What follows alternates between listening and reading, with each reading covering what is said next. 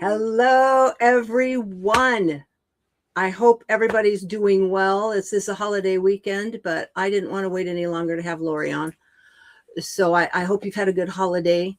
We've had a lot of rain, which in turn stopped some of the millions of fireworks that our people are firing off in the house or houses around us. So I'm not completely sad about that because it's just that, yeah, it's very loud and it's very annoying. But I'm hoping everybody's having a good weekend so far.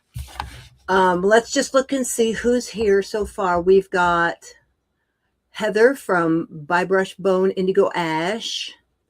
We've got Anna. Hello, Anna. Hey, Will. We've got Steve, SRAI Tarot, hubby Steve, and my clicker's not working. And we've got Simon. Hey, Simon, it was so nice of you to come. It really was. Bless your little heart. So that's where we're starting today.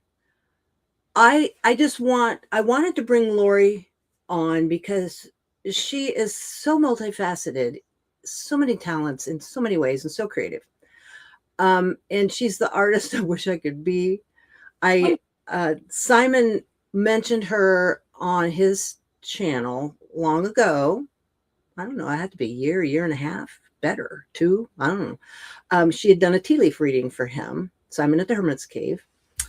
And I went over to her channel and I've never left. I mean, I tapped into her creativity and the way she would present her card readings, and it was always so beautiful. And that was art in and of itself. It was like a picture, a beautifully displayed picture.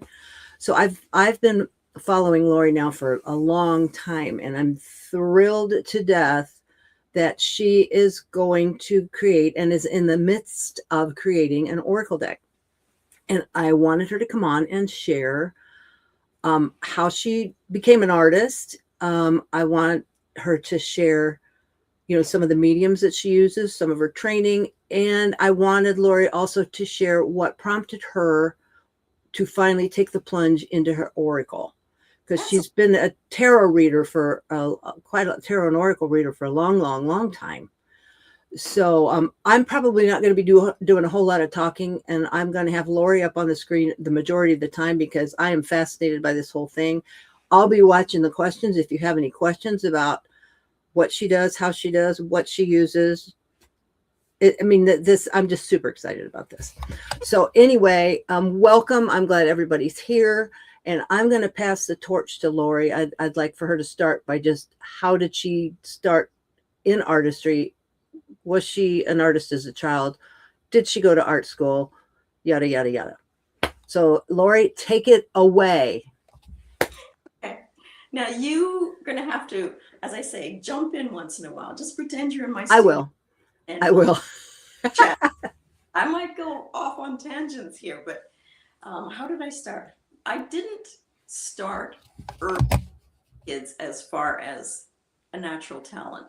I think mine had to be developed. And it was recognized, I guess, that my creativity is what makes me tick. It doesn't matter what I'm doing. Like as I talked to you and we talked about being away from our art sometimes, as long as I'm doing something creative, it scratches that itch. So how did I start? I enrolled in commercial art and advertising at Humber College in Ontario, very small college back then. And it was a 25-minute drive for me. I was 16 years old going on 17 and it was down Highway 27. It was straight. That was a blessing because I can get lost at any time. So, I drove every day and I put in 3 years. The first year was fine arts, because they wouldn't allow me. My dad wanted me to do commercial art because that's what they thought would be profitable down the road.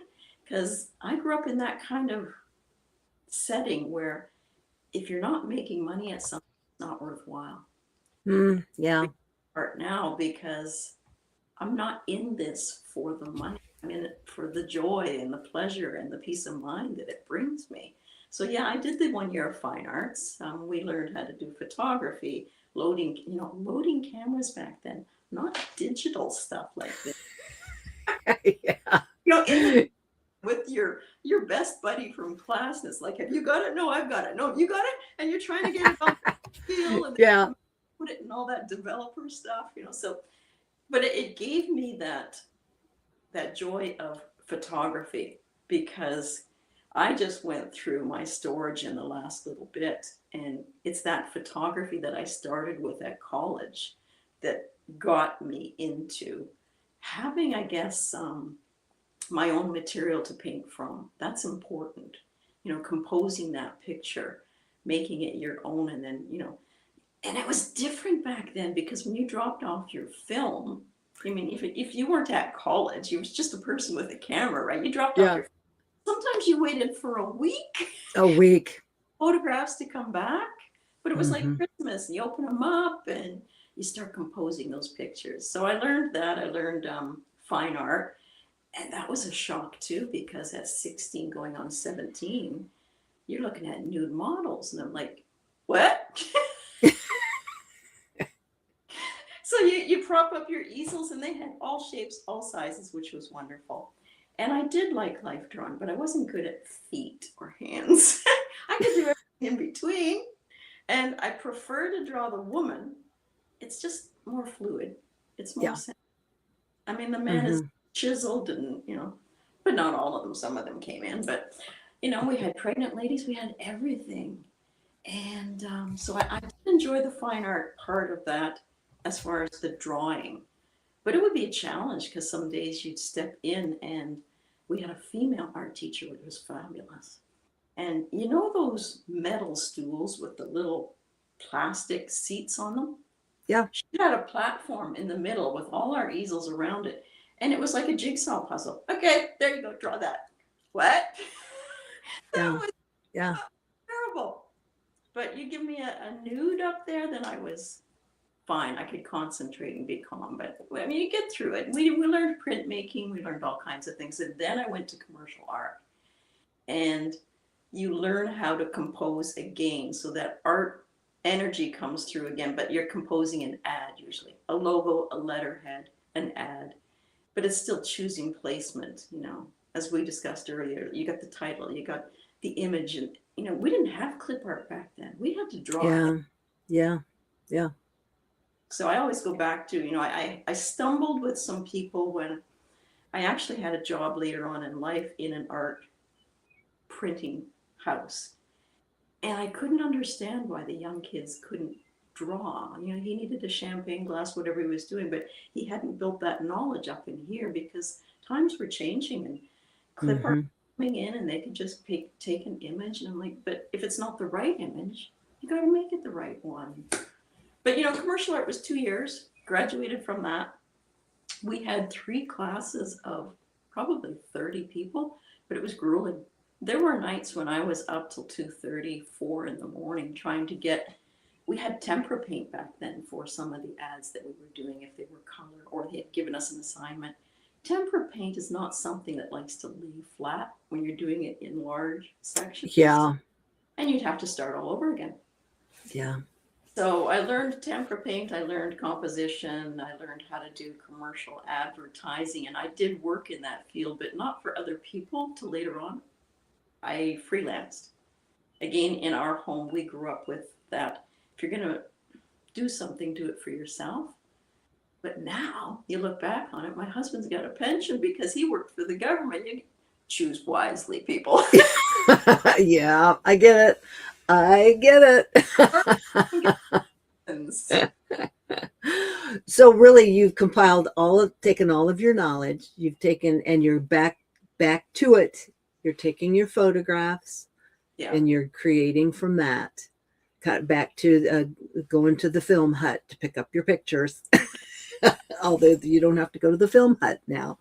And so, do you have a favorite medium that you're using? And then we'll get into what you're using on your oracle. But do you have a very favorite medium, a Um, favorite way to create I an have image? I guess I have several mediums that I like, but I'll stay in that medium for sometimes 6 months at a time.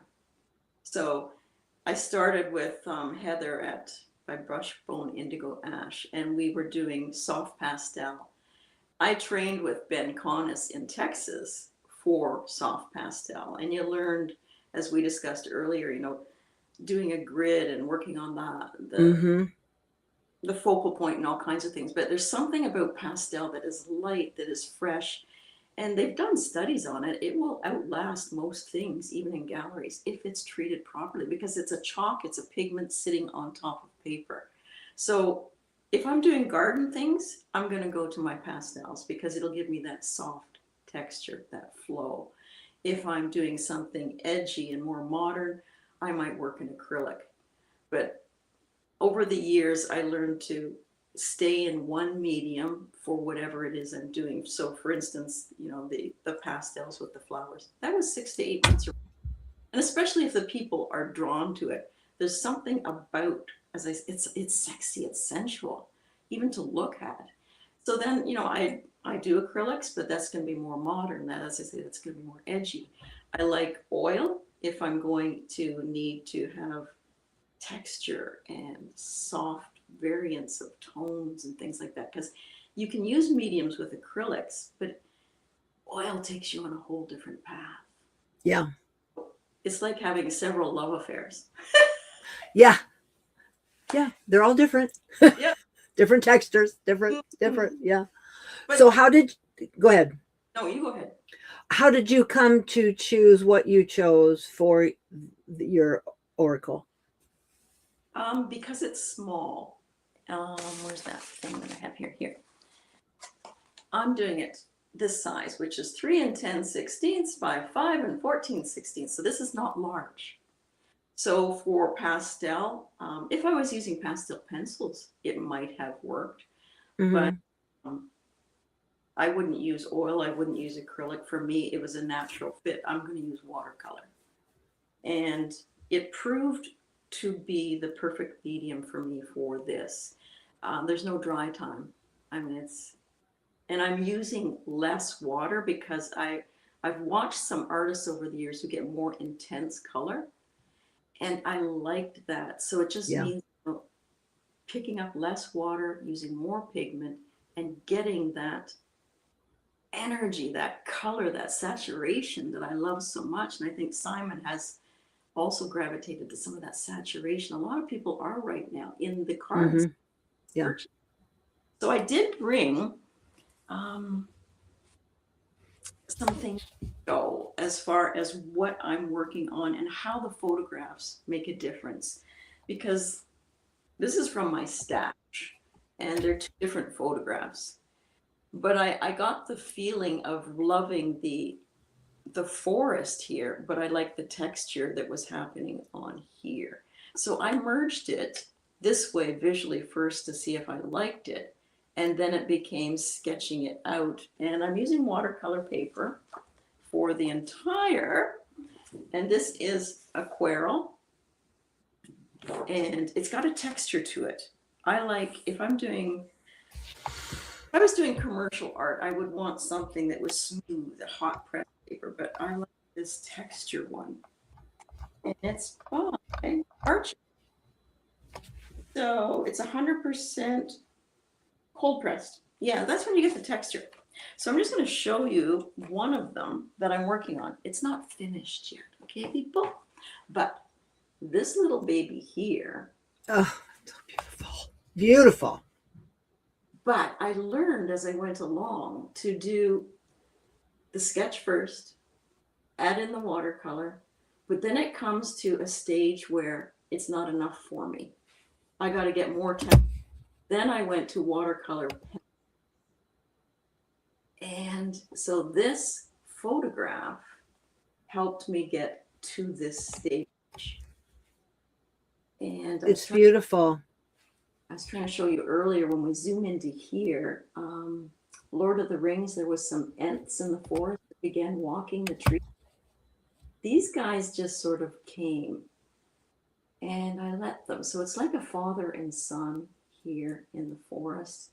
And I did enjoy a lot of the moss here. And then it was just bringing in the darks um, and trying to keep some lightest lights here around the ends. but draw you in. So I still have some of the rocks to do here. I had fun with the foliage, and I'm not ashamed to say that sometimes I will pick up a little bit of gouache, which is like a tempera paint. It's thick, and I can dab in little bits and hints of texture with the gouache. So that's fun too. That was going to be my question. Do you go back in with pencil, or what you would go back in with for either a pop or a definition? Yeah, So you use that, and you say it's gouache. Is that what you're saying, gouache? but I have watercolor pencils that I can sharpen to a really good point. So this can also give me those darks that I'm looking for. If I'm going to go to the lights, I'm going to bring some gouache with some watercolor in it.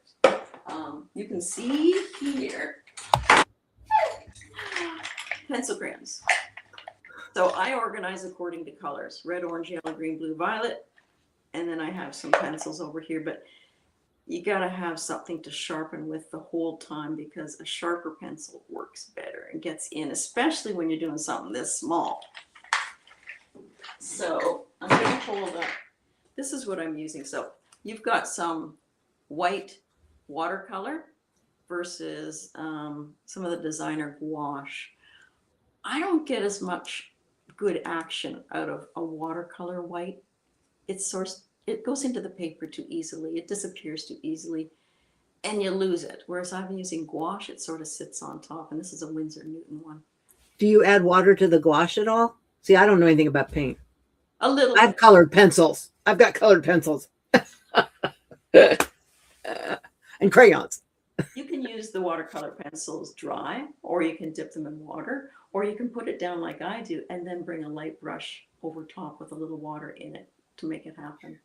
Can you do that with any pencil? Those Prisma ones that I got, can you add water to those? Or is that just strictly a pencil? You could smudge it or whatever. They're more waxy. Waxy. Yeah, so watercolor pencil, a little bit of gouache. I use a tiny little tray. I don't need a lot of space, just a tiny little one, because I'm dipping more into the watercolor tray than I am into the water. It used to drive me crazy sometimes when I was teaching, but I realized now that they were doing it for therapy almost, and yeah, along with it. Whereas I'm like, can you just get to the painting? Just stop dipping in the water, get the paint on it.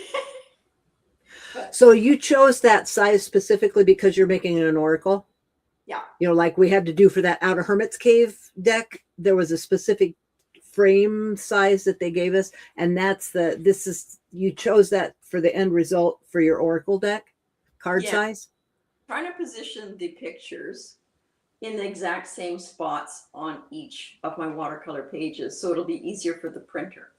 But this is a little mat that fits on top. So I extend past my borders about 1/4 of an inch, so that in the end, I have options as to where I want to have this appear to an extent. So I'm extending past my pencil lines on all edges, so that when the printer wants to do it, they can narrow it down and find the best spot, because composition is everything. Yeah. Did you bring any other pictures at all? Yeah, I brought this one to show the stages that I'm at with this one. So perfect. So this one, if I can get it there. Okay, you can see a little pencil drawing there. I've got little crop marks where the corners here are, where I can't go beyond. And that's from my visit to England, Ireland, Scotland, Wales. I went a couple times.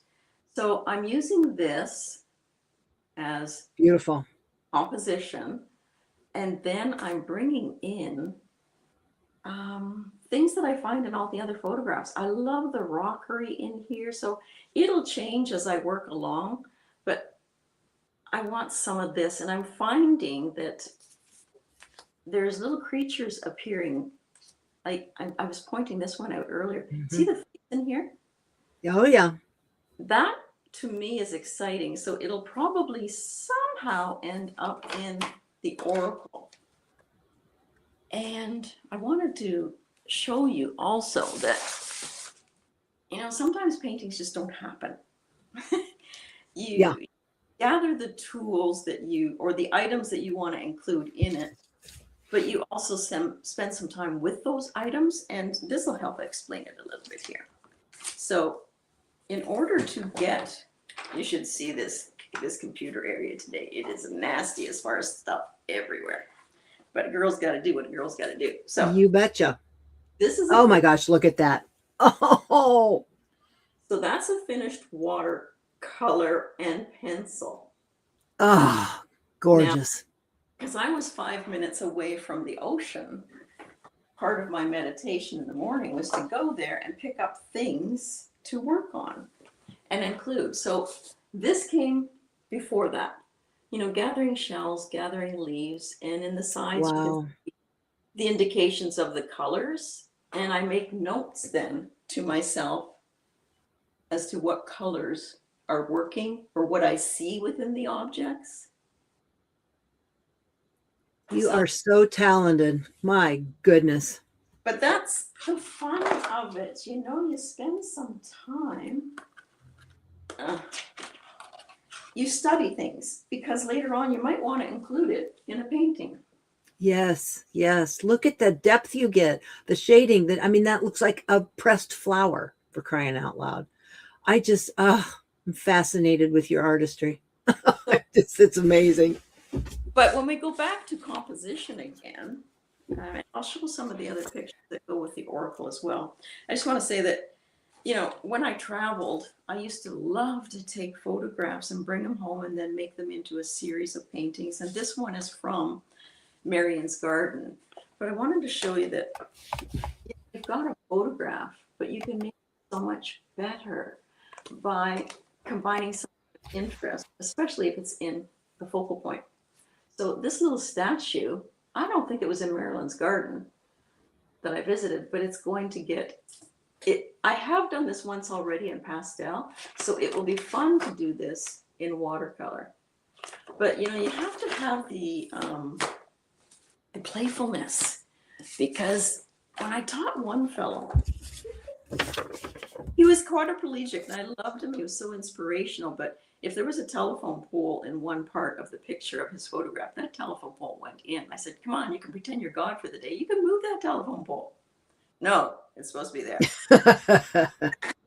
So here's another one here where parts of this photograph and parts of this come together, because I like some of the blue in there, but I write myself notes to all this stuff around here because, and I used to go out and, as part of my commercial art part, sketch people's homes, businesses. They put them on stationery, Christmas cards, things like that. But if you didn't get all the detail, those cameras that you got the instant photograph from? Mm-hmm. Or when you're out doing commercial work, because you could see instantly what you were missing. And then you take along a sketchbook and details around windows and the brickwork or the color. You make notations that the photograph just can't pick up. But I've got all things in the works. I don't know whether this will end up in the Oracle or not. Oh, it's beautiful. From Britain. Things like this. So I'm trying to bring Beautiful. that people can sit with. Like when you asked me what prompted this to happen, creating a deck and thinking that these images might appeal to people to sit with, to have in their altar space, to enter into that spiritual practice of theirs, and to think of having one of my paintings in that space with them, or an oracle if it ends up being created, probably 44 cards. I would love to have that pride that someone has taken this and is using it in their spiritual practice. That would make me very happy. So how many cards have you completed? I forgot to ask you that. I think I'm on number 7. And Are you willing to share any more, or you want it to be a surprise? I can share. And I'm writing little titles for each one, because your prompt again got me going as to why. Yeah. I'm not sure if the book that I want to put together will have poetry in it, whether it'll have some meditation, possibly a story. But I'm using all the photos and I'm having fun, and I'll show you some more. So I'm sure the book is going to be fabulous because you're just so insightful, in your readings and in everything you do. You're so intuitive and know how to compile and put everything together, and words are right there included in your prowess. That's for sure. it takes me a little bit more time. The creative side is more used than the but this was how it started. Oh my goodness. So I gathered I could Ugh. in the yard that I wanted to play with. And this was before I even thought of doing an oracle. I just wanted to play. But after I finished, I thought, that's a book jacket. Oh yes. And this would be the front, and this might be the back, or vice versa. But it's a book jacket. And I've got a little book up here and here. But so there were things that I gathered around the yard just to get myself back into my art again and playing. For instance, how long did it take you to draw that? It came in stages with each piece. So maybe I spent a week and a half, 2 weeks, but then I walk away and I come back and I see my mistakes, and you try to correct that and you realize you haven't had enough intensity in certain spots. You got to get your darks, your lights, and it's got to flow. But again, bringing in the pencil crayons helped me achieve, like I worked like a dog on this was just baffling me. And then once I put a frame around it, it helped a little bit and trying to bring some depth in. But I wanted one image to flow into the next. It's gorgeous. So that started me on, if it's a book jacket, am I doing an oracle? Maybe. Yeah, I got to try to not screw everything up here. So as far as the other images, I do have, I can show you this. So this is from my book. Yeah. Love it. This guy took some work. He was not easy to do. But I was trying to push some darks and lights around him because he's the focal point, and then add in little bits here. But I thought if I was wanting to do meditation, something like this might help get me. Oh, that's gorgeous. Just gorgeous. You're so talented. This brought about this.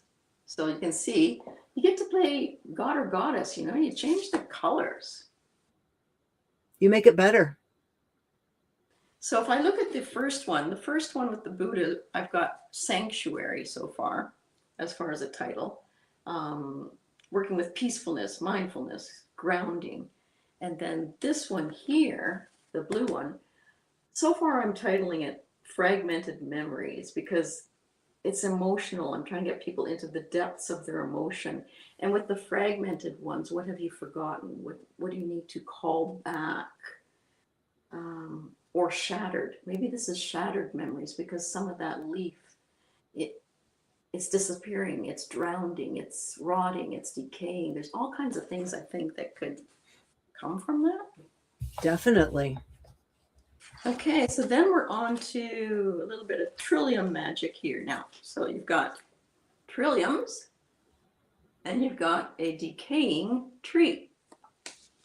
So I thought there's something more there for that one too that thrills me. So that is so beautiful. I can get it there, hold it. Oh, look at that. But I couldn't get the darks without going into the pencil crayon. And, I finished it, put it away, and then I brought them all out again. I'm like, there's things in the background I don't like, so we got to change that. But so that one so far is regeneration and shifts, or maybe it'll be called life and death, or I like silent. Love it. So this one again came about from my garden again. I like to put mirrors around my garden and see things reflecting. But I did like the dark against the light siding there for that. This one, I played with it, but then I changed it because I like the reflection of the chairs in there. And maybe you're thinking back to people that you're missing, that you used to sit with, have coffee with, tea with, whatever. And then this one was another one, but it reflected the garden again. So what I ended up with, I might redo this one, I don't know, is this. Oh, it's beautiful. So there's a pathway leading in, and you can't see it in here, but there is a little image of a person there, and there's ghostly people here. So ghosts and things were starting to emerge around this painting. Love it. So that one I got visitors. Don't know. Perfect. Perfect. This one was from a gate from Britain, if I can find that photo. Yep, here it is.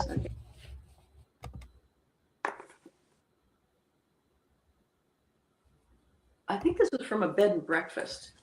And then I liked this with all the flowers on it. But again, it's the rockery in the wall that is speaking to me, along with the fence.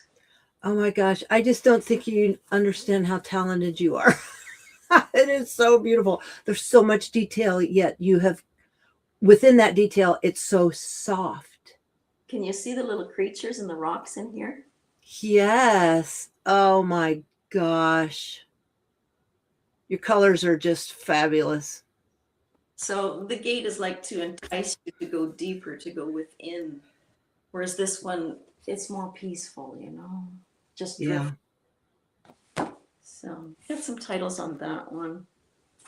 And I think that's all I can show you of the actual oracle right now. Push that out of the way. Any questions? Come on. Are any of the images behind you your pictures? Just this one here, which is a giant swan. Oh, beautiful. If I can. Oh, there we go. Yeah. Oh And my gosh. the idea is there that daddy's getting ticked off with the kids and mom's like, you just back off. Oh my gosh, that's fabulous. So now, if you're going to paint a home, say, Mhm. does your subject matter make a big difference on the medium that you use? When I started out with homes, when I started out with heritage buildings, it was always ink wash. That's what I don't know if people know what ink wash is, but if you go back to 1972 in Laurie's world. I was a junior in high school. So Or Laurie was senior. Yeah. going door to door, and I scouted out areas that had really nice farmhouses, people that looked after their properties. And the commercial art came into the fine art in that I felt confident going and asking people for the commission to do and honor the place that they've created. Some people put a lot of, like your garden, Marilyn. I mean, that would be fabulous to include along with your house and image. So you would be someone I would approach and say, hey, can I do a picture of your home and include your garden sort of thing. But in 1972, I was doing this kind of thing. Love that. Look at all the detail. Hold on. Hold it up there a minute. I want to get a bigger shot. Oh, that's gorgeous. That's not easy to do. Well, you know, you can look at it now and say, okay, you didn't really do the trees very well. You could have done that better. And the background's a little blank. You could use some more depth. But some of them that I did for people, you know, before I came here, I had to purge a lot of stuff. And I feel bad now, but some of my drafting that I did for companies where I painted their buildings, and the detail, I mean, my eyesight must have been 1,000 because it's like every little brick, every little windowsill, and it was all drafted on the drafting table because I taught myself how to do 2-point perspective. And that was a game changer in getting depth into the pictures that I was doing. What's 2-point perspective? Okay, when you take a photograph, you can actually do it on your photographs. If you taped it down on the board, you would start to see, if it was a house, for instance, that part of the eave trough and the base of the house, they all come together over here at one point. Mm-hmm. The rest of the picture comes down to another point over here. And there's the horizontal, so like an equator through the middle. So all points transcend top and bottom to that. And that was really an eye opener and a game changer. You learn that long. Yeah, perspective is I've always had a problem with perspective, so that's why the thinking of along the terms of gridding to try to break the face into its sections or the body into its sections, and then if you're going to add something to it, you've got to take perspective into account if you want it to look recessed. So there's a lot of geometry Mm-hmm. in art in creating an image. I'm thinking in terms of like a, a tarot card. If you have more than one, if you want something to look in the distance, you really have to consider a lot. You just can't just sit down and just draw it. I can't draw it with the grid, but I might try. But Yeah. but there's so much more to art than I ever realized. I just thought you grabbed a paintbrush and you just started, but no, there's so much to it, so much that is preparation, and then you can have to, if you're up close to something, it's going to look differently, particularly in oils and things, than if you are far away. I always got impressionism and things like that. I always got, it was just unbelievable how you go up, you're really up close to that picture and going, and then you back up, it's like, holy moly, look at that. So to learn a lot about art, I'm really excited about that, and somebody like you that has been schooled in it and is so intuitively adept in it. It's just, I find it just thrilling to know somebody like you that can do what you do. Well, anyone can do it, as most people say. There is that talent within each of us. It's just if you want to explore it or not. When I was beginning into the fine art and breaking off a little bit from the commercial art, I really enjoyed looking at the American Art Magazine and the Artist Magazine, because that gives you a taste of what everyone else is doing outside of your area. And they would go into quite detailed accounts of the mediums they used, the technique, and how they gridded it up or didn't grid it up, and how they added the shellac at the end or not, that protective layer. And that's also where I found artists that I liked, and to find them teaching classes in the back of those magazines, it was like, wow, I can do this. I can hop on a plane, arrive in Texas, spend a week with other people that are also artistically energized, that want to be there and learn from someone. And so when I did that, I actually did 3 classes with Ben Connis in pastel, and he was from Texas. He's passed now. But he's the one that, he had me in tears about the second or third day. He'd rather have men in his class than women. Oh boy. Yeah. Women. And of course, I didn't know everything about pastel then. I was just learning. So he was tough on us. And you really got the feeling that he really didn't want too many women there. And here I am, I'm trying to learn it. And I'm like, give me a break, buddy. But I learned about focal point. I learned about color. But it was an eye opener in that I'm from BC. Everything is blue and green. You go to Texas, the colors in the people, the colors in the landscape, the rocks, everything is so different. So I was way out of my comfort zone. But by the end of the week, I felt like I started as kindergarten and I graduated maybe as grade 12. That's how much he taught in a week. Wow, that's great. And then you take it home and you make it your own. You learn from it. Well, his colors aren't my colors. I can't paint in those colors and sell in BC because people don't want those colors on the wall. They want the soft, subdued, or whatever. They're not that adventurous sometimes. Yeah. Yeah. Do you have a favorite medium? I think pastel. Yeah. But the one that I'm doing right now, care of on the station with Heather that day, I jumped the gun on a piece of paper that I really should have thought through. And I wanted to do pastel, but I jumped into soft pastel. I don't know why, I just felt like doing it. Well, you can't get the layers that you would normally do. As you work on the logic, the side of the reason and the steps and methods, okay, there's a method to pastel if you're going to do it right. Now, Ben taught us to work on sandpaper, not archival necessarily, but real sandpaper that we tinted, so the values and the colors come out. But you start with your hardest ones, you go to your medium soft pastels, and then the soft ones at the end. So I broke all the rules when I'm doing the one I'm doing now on the Georgia O'Keeffe theme, but I'm having a blast. Well, heck with rules. When it comes to art, you do whatever you want. I mean, that British show that we were talking about, the Portrait Artist of the Year over in Britain. Um, there are so many different techniques, so many different ways of developing a picture. Some people start with the canvas not white, they painted a color and then put a smush of this and that and all, and they say they literally let the image come out of the canvas, more like a sculpting kind of thing. But it's fascinating that there's so many different mediums. And if you use pastel, there's no water involved.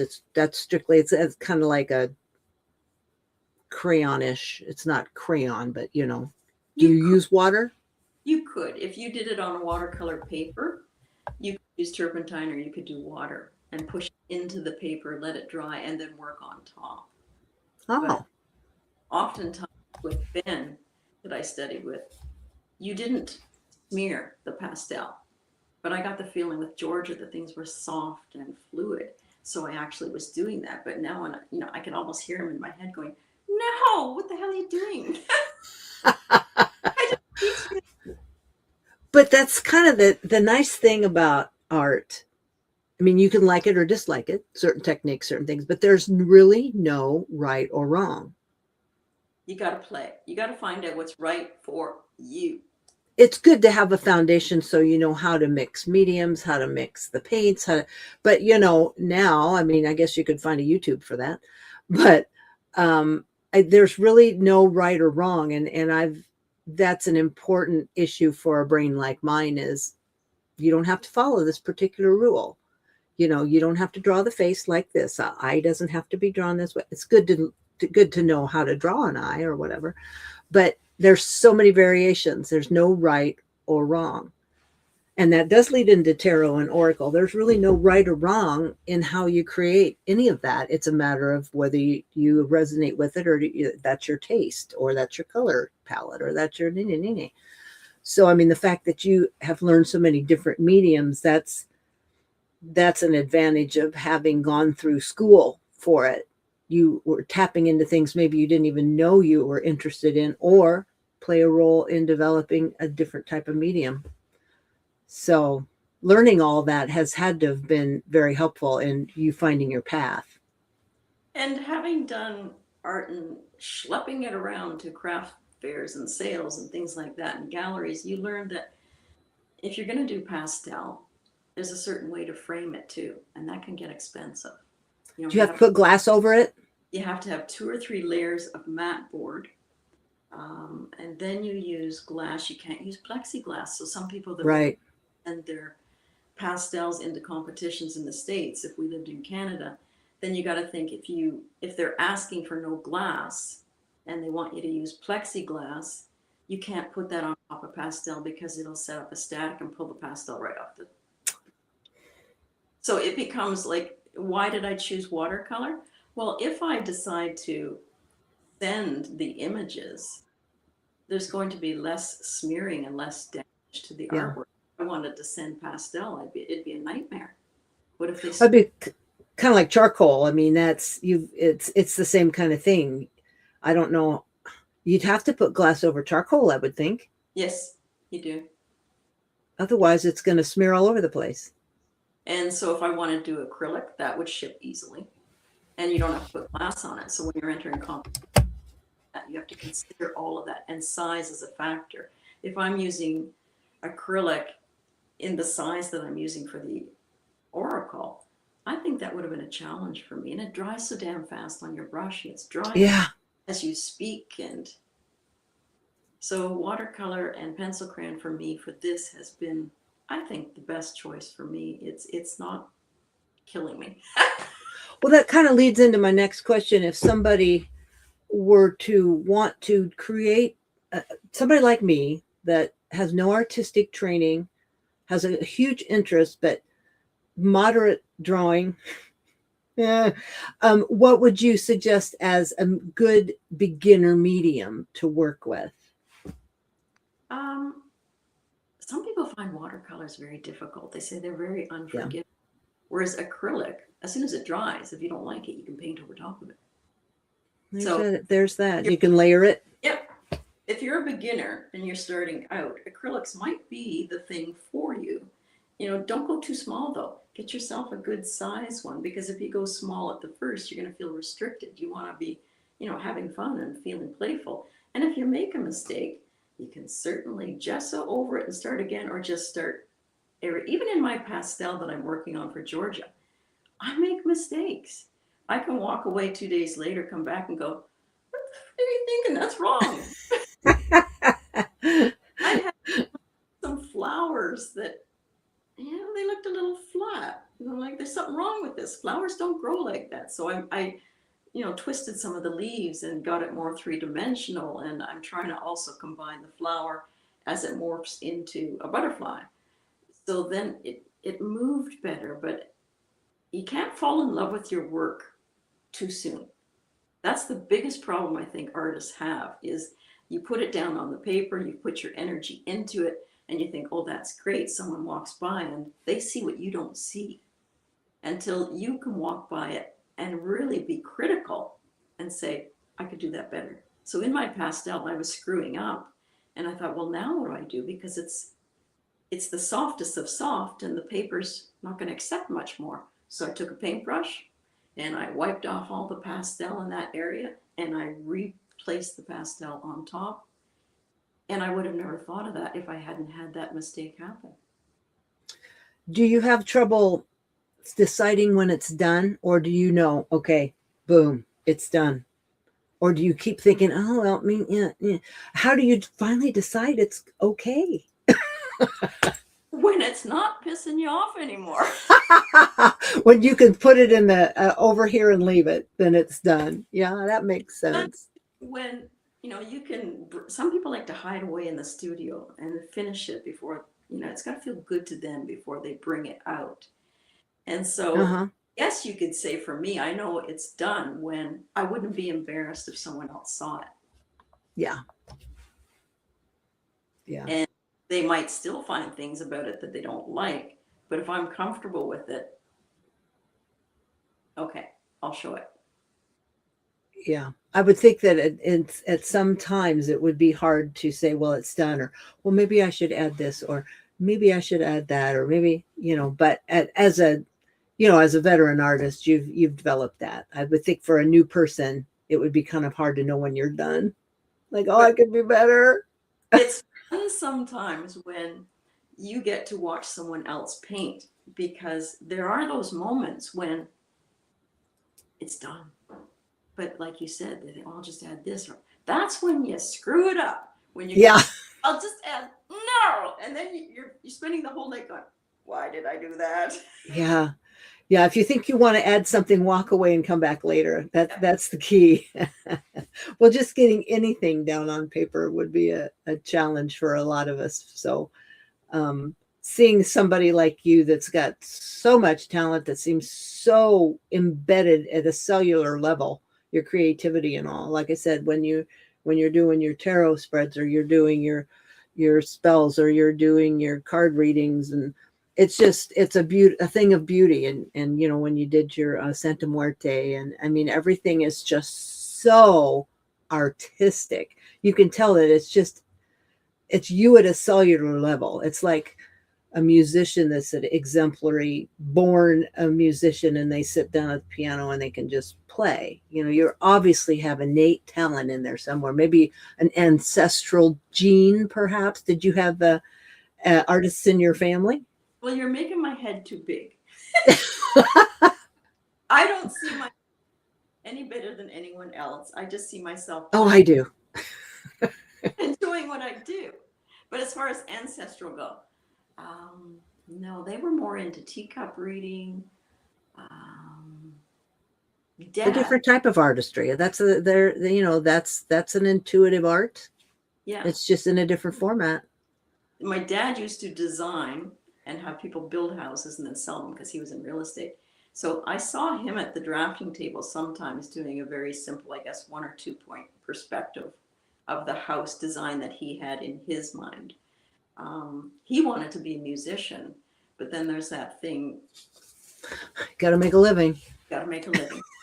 Like, I remember Jackson Pollock. I saw my dad with some buddies and some beer in the garage one day, and they had a sheet on the floor, and they were whipping around paint and having an absolute blast. So he did have a creative portion within him, but he was also the one who said to me, if you can't make money at it, it's not worth doing. And that's still. Yeah. Well, I, for one, am absolutely thrilled that you're doing an oracle deck.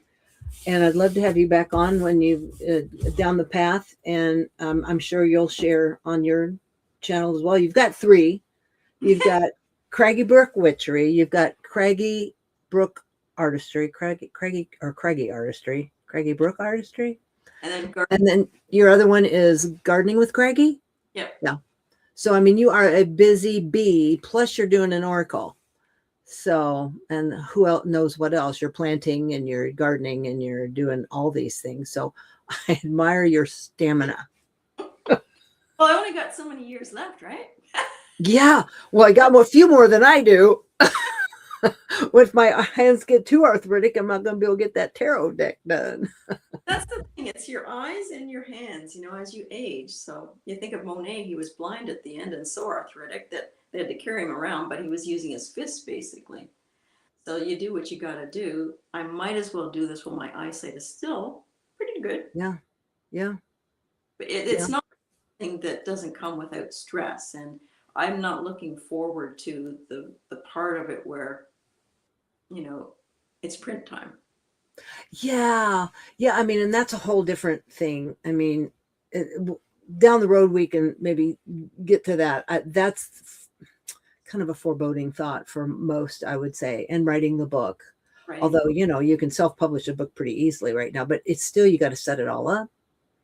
You got to take pictures to put in the. So there's a lot of work to a deck beyond the mere creation of it. Yeah. I mean, that's the more fun work. I'm not who likes to be in a stressful environment. I like to. Well, maybe you can pass it off to somebody else to do it for you. Mm-hmm. Here, take these pictures and do this. Yeah. Ching, ching. Okay, I'll be glad to do that for $10,000. No, but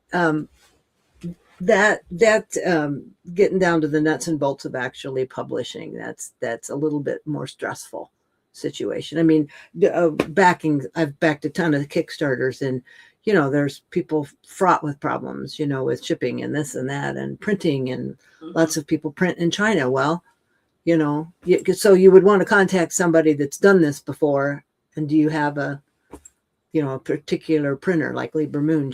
I'm pretty sure she has her own printer that she always works with. And I'm assuming these people that do these decks would have, it's a matter of cost and effect, I would still like to see proofs and things. When I think of the movie Beatrix Potter, when she went around with the printers at the time when it was not something that woman do.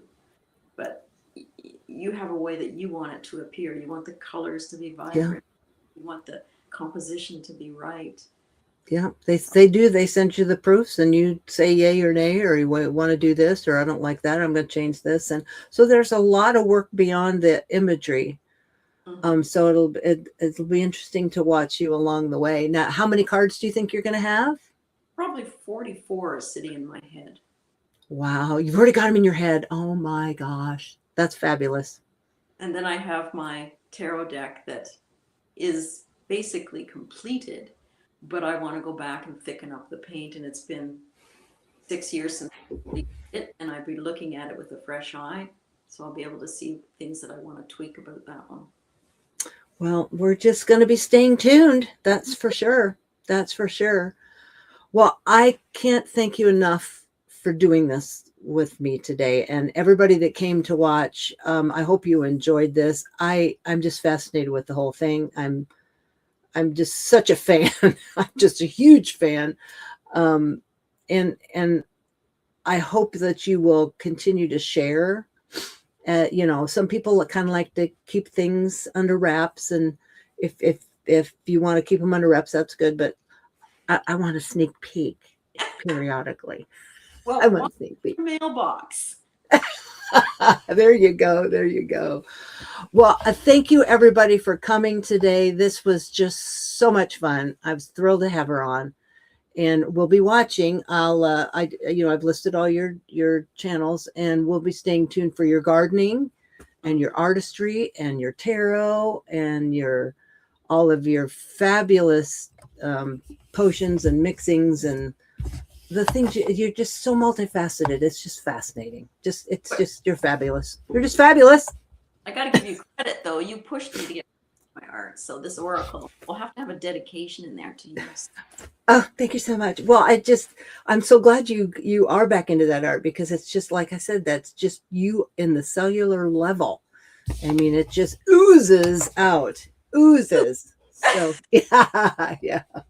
Well, thank you everybody for coming, and thank you, Laurie, and we'll chit chat in the studio after. So I know Simon's coming on here in just a few minutes. He's he's showing a deck. He's doing I can't think of the word. Premiere. You know, a premiere. Thank you so much. So he's doing a premiere. So maybe we'll see you over there. But all right, everybody, thank you so much. And if you have any questions, just reach out to Laurie. She's right there to answer them. All right. Well, thank you. Have a good rest of your day and a good week coming up. Bye for now.